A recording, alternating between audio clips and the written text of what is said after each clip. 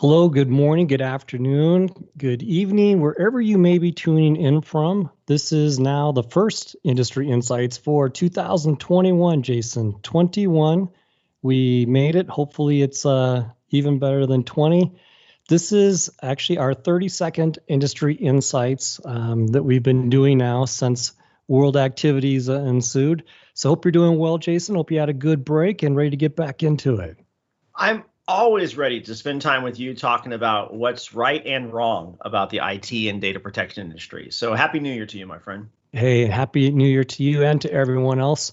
Before we get going too far, if you are joining us live, and even if you're watching the replay, feel free to drop in a comment about where you might be tuning in from. We'll get back over to some of the countries or world map, as we like to refer to it as we go along.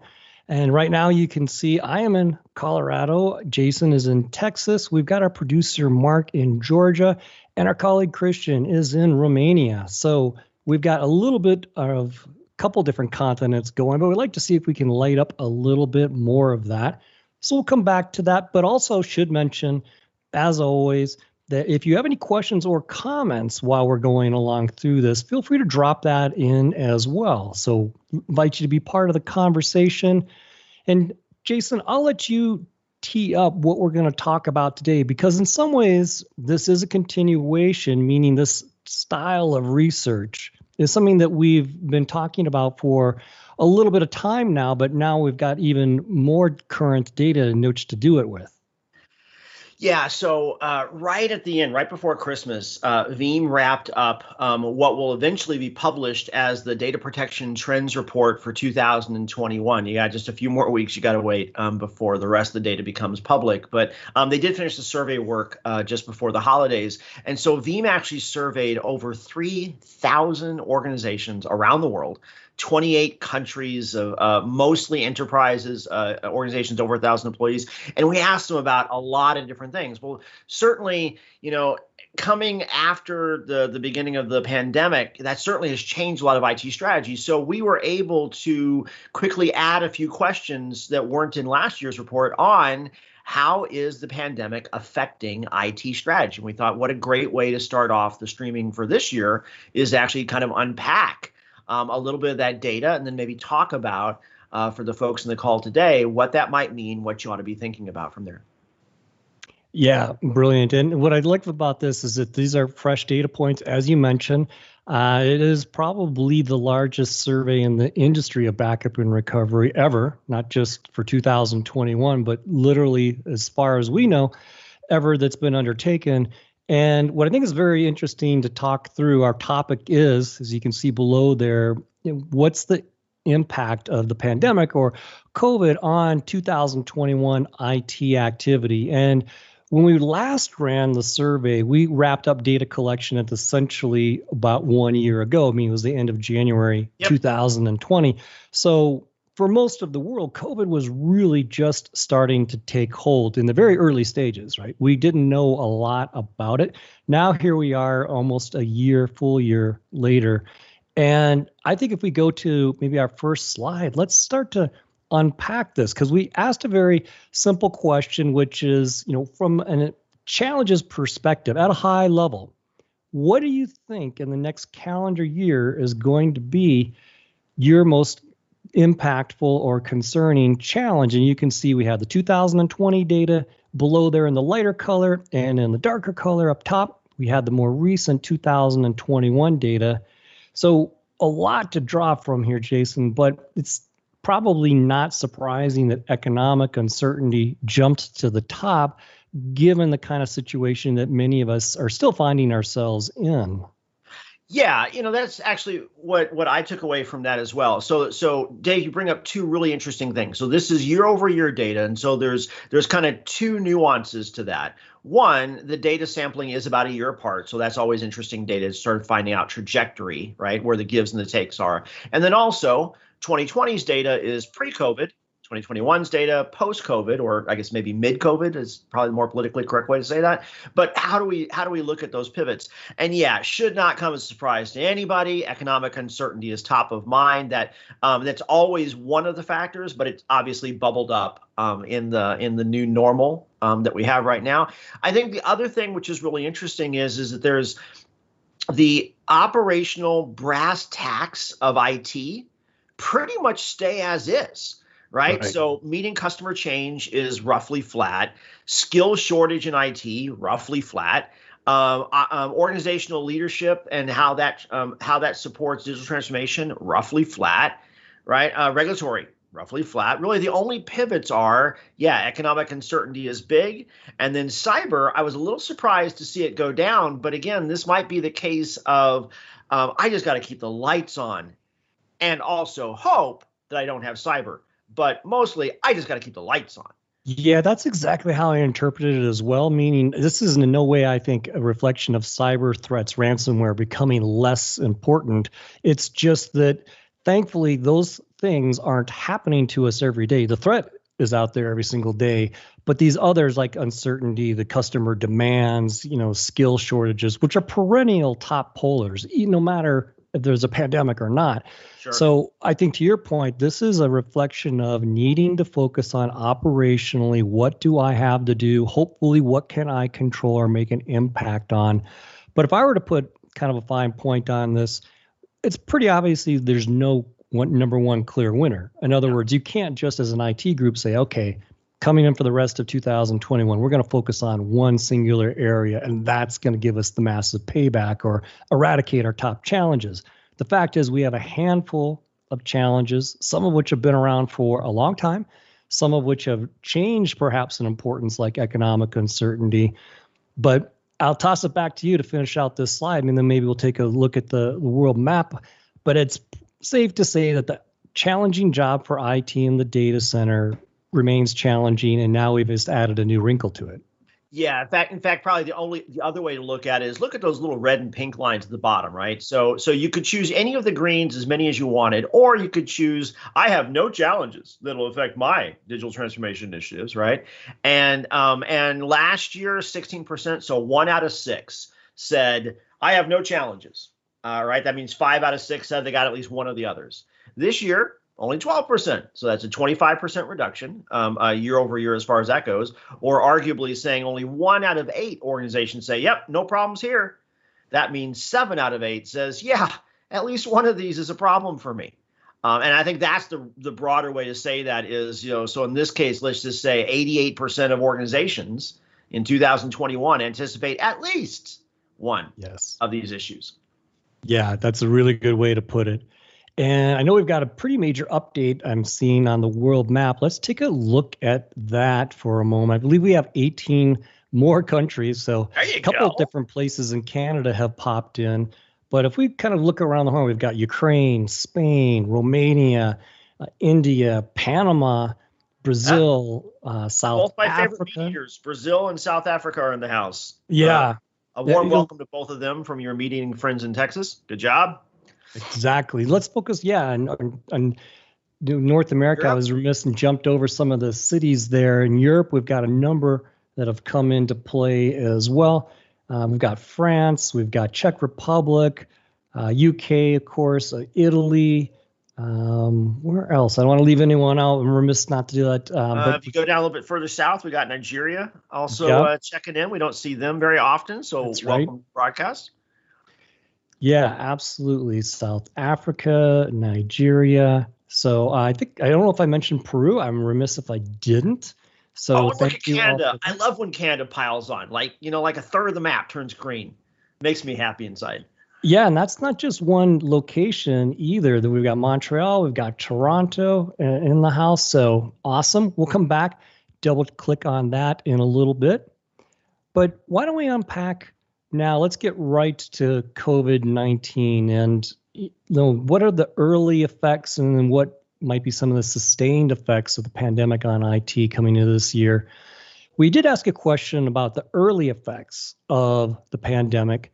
And pretty good sample size, 2,800 global respondents, as Jason mentioned, over 28 countries, I believe.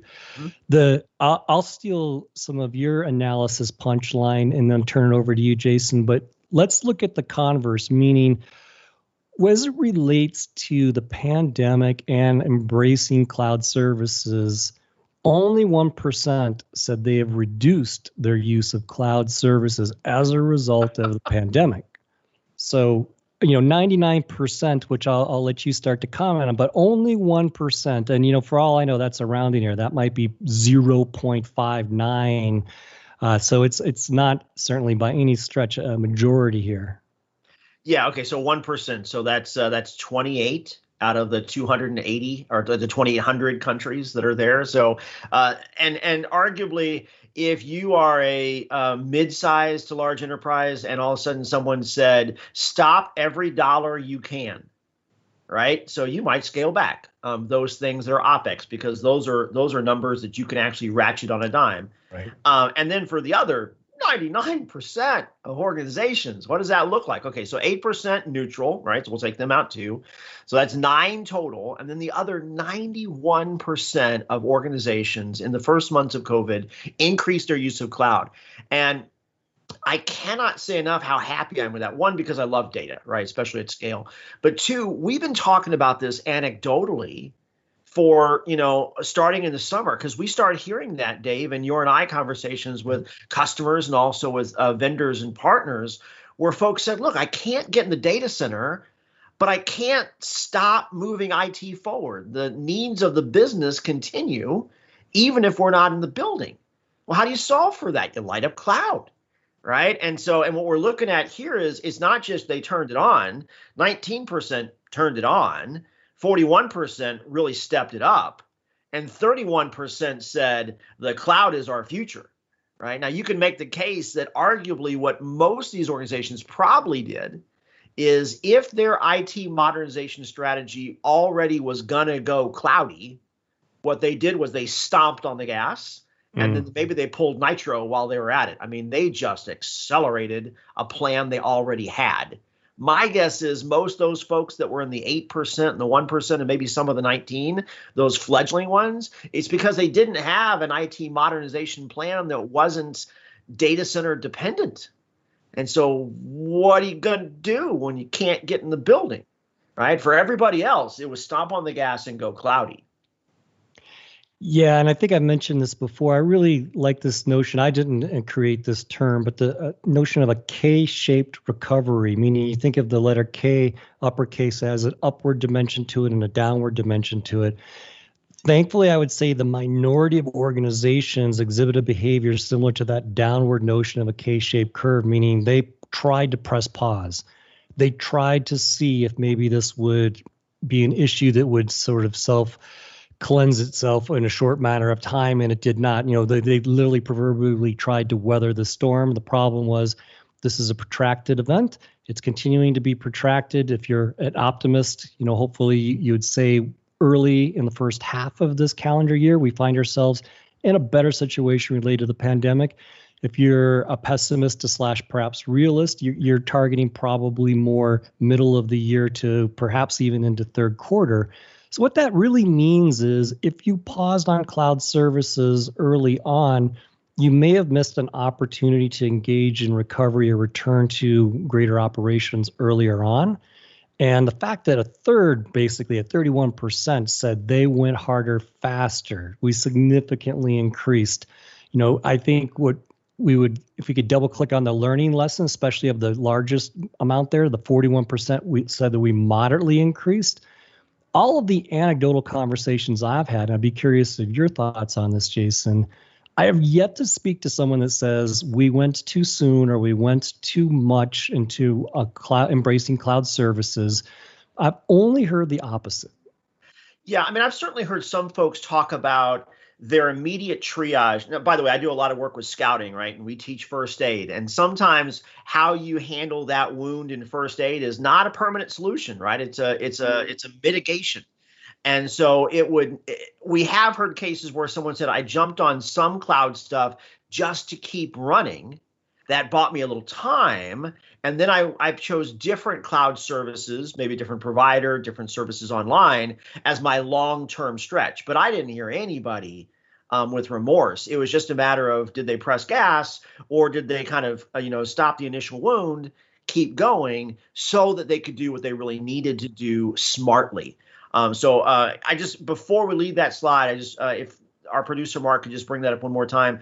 I do hope that y'all take a screenshot of this one. I hope you take it back to your teams and say, hey, how did we do this year? Where do we think we put on this? And we'd love to hear that in the chats afterwards. And Dave or I will respond to any comments on this. But we'd love to hear from the folks on that are on the line. How did you pivot on that before we go? So, all right, shall we go to the next data point, Dave?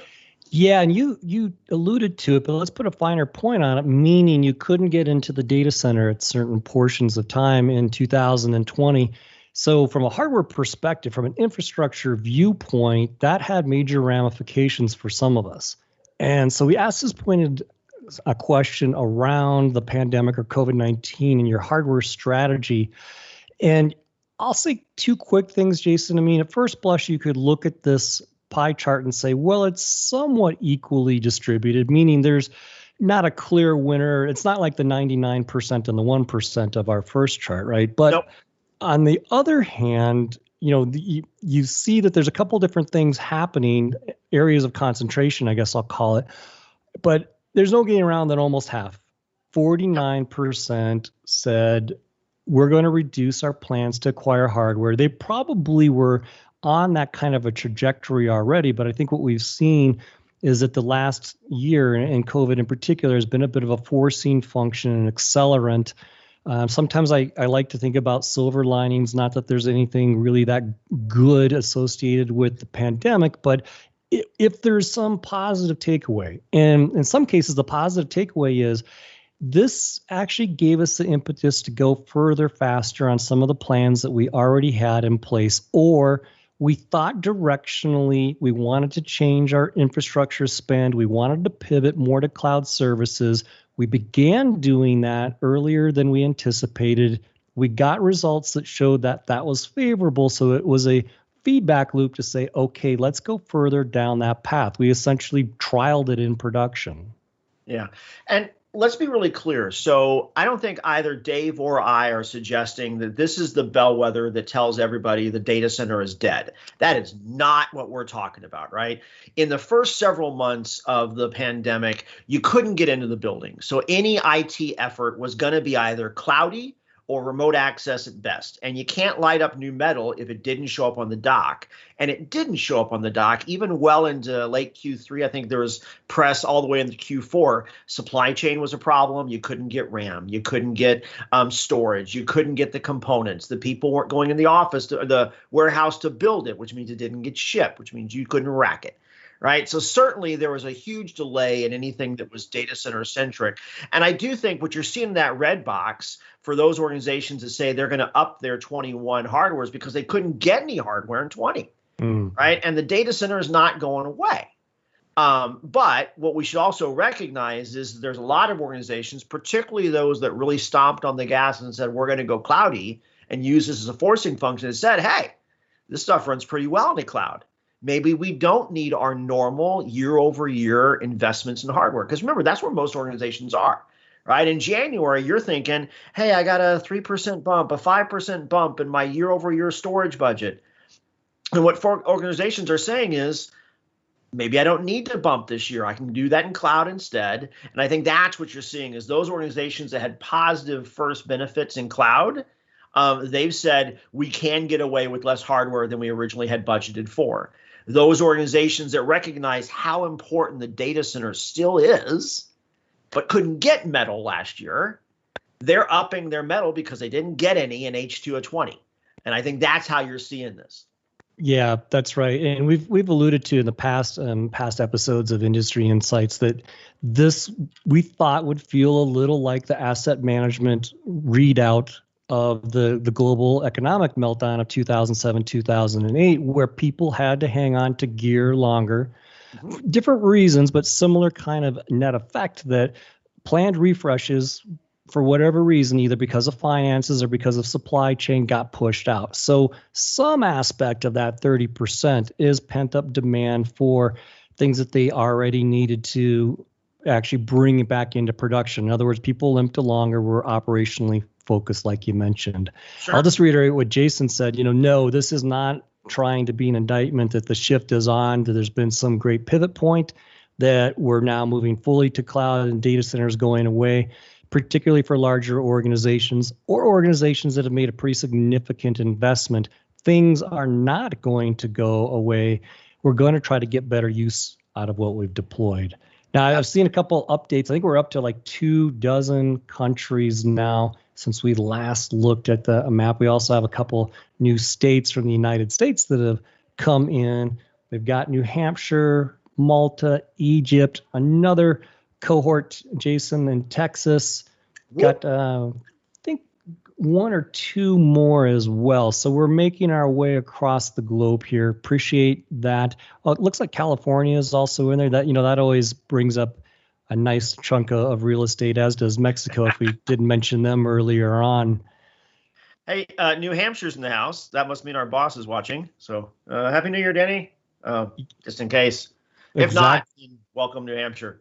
But exactly. So let's start to now take a look at the effects of the pandemic on digital transformation. We've had a couple pointed questions that we asked on this, and we've been focusing on digital transformation in a few of our global surveys.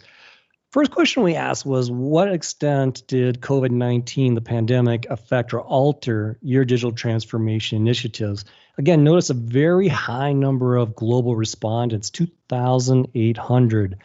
We see kind of a whole variety of responses here, Jason, which is not a surprise because our January 2020 data, if I could use one word, I would say for most organizations, digital transformation was a continuum, right? Yes. We were, as a group, as an industry, all over the map. I do want to respond to a quick comment or feedback from Matt, who mentions, from an infrastructure perspective, probably what's going on was more of an indication of cash flow and investments and resources from what he's hearing from enterprise customers. And hello from Indiana. Well, awesome. Good to have someone from Indiana. And that might be a first for us, Jason. Not recalling Indiana. But I think Mark brings up a good point there, in that in the latter part of 2020, if you were managing cash, anything that was new expenditure, OpEx is easier than CapEx, and you can't get an appliance on OpEx, right? So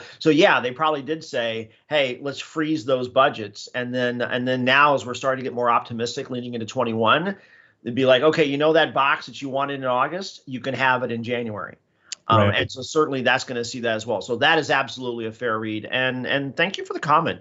Please keep those coming. Yeah, well said. So if we look at the effects of COVID on digital transformation, about half, actually 54%, sped up in some fashion, either significantly or somewhat sped up their initiatives. Again, I just liken this to that K-shaped curve. Some organizations said, our way out isn't to stand still. Our way out is to go harder, to go forward. Largely, that's what this sample size of approaching 3,000 has indicated. However, 1 out of 6, roughly 16%, reported that the pandemic really didn't have an impact on their digital transformation activity. Yeah, I like the fact that you're seeing basically the same kind of shape on a couple of these curves, that a little over half of organizations, 60%-ish, accelerated during this pattern. About 1 out of 5 organizations, 20%-ish, basically stayed the course, right? They battened down the hatches and they kept moving forward. And then roughly a third of organizations struggled. Right, either their digital transformation slowed down, their expenditures slowed down. I will do, and maybe I'm stealing my own thunder on this one, but you know how you keep talking about that K-shaped curve? I think when we talk about the cloud, I'm going to do a blog post on the Q shape, right? Because there's everything that's in the cloud, and then there's those few folks on the edge that are just hanging on for all physical data centers, right? But for everyone else, the cloud will be an increasing part of their IT strategy. So it's Q to me, not a K.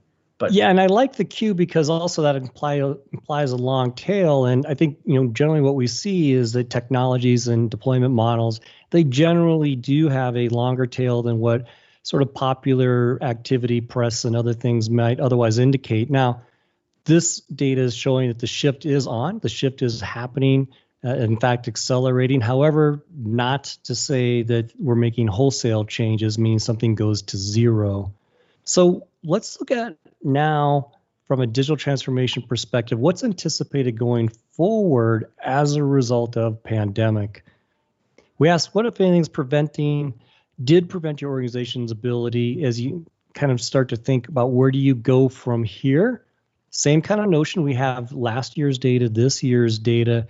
And, let's jump to the bottom there, Jason. It's interesting in my mind that the answer of nothing is preventing us actually slightly decreased. It's only 3%, but considering world conditions, world economics, that decrease is interesting. Yeah, and coming from Texas, all I can answer on that is, bless their hearts. If they actually, but anyway, okay, that's seems a little negative. Let's look at the rest of it, right? So yeah, you're right. So roughly 1 out of 6, 1 out of 7 organizations say nothing is holding them back. That means we can pivot that over. That means for 6 out of 7 organizations, one of these applies. And be honest, number one thing is still there's a lot of organizations out there. They're just trying to keep things running. Right. So maintaining operations during the pandemic. And by the way, certainly we have seen that, healthcare workers and frontline workers have been the heroes for these last several months.